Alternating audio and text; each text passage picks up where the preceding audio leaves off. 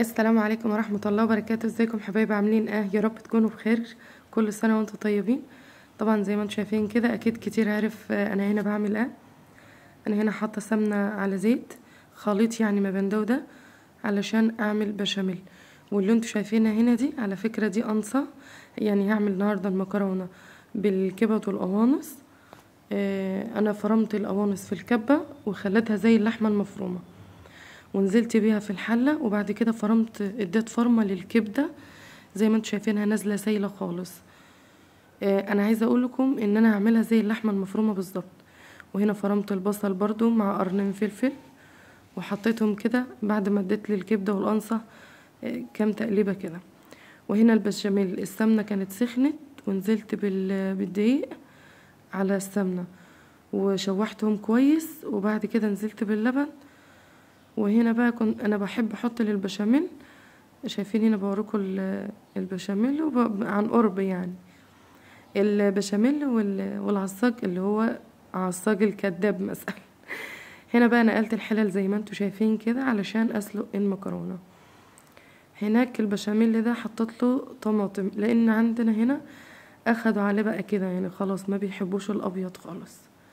طبعا بشاميل اساسه ابيض، بس ده بيخلي اللون حلو، يعني لونه حلو. والبشاميل بعد ما يستوي كده بيبقى شكله جميل قوي. طبعا انا هبهر البشاميل اللي معايا ده وخلاص يعني يعتبر.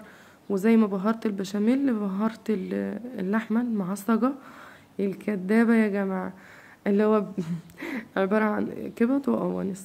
هنا كبيت معلقتين بشاميل وقلبتهم في المكرونه، وبعد كده نزلت دهنت الصينيه سمنه، ونزلت على بالبشاميل في الصينيه طبقه خفيفه وفوقيها المكرونه.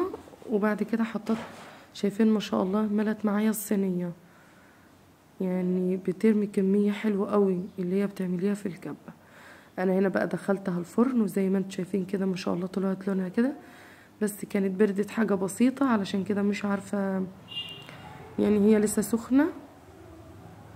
وهبدأ، شايفين بتطلع بخار ازاي؟ انا والله يعتبر مطلعاها من الفرن اصلا، بس ما شاء الله زي ما انتم شايفين طلع خرط، يعني مش مفرولة ولا حاجة.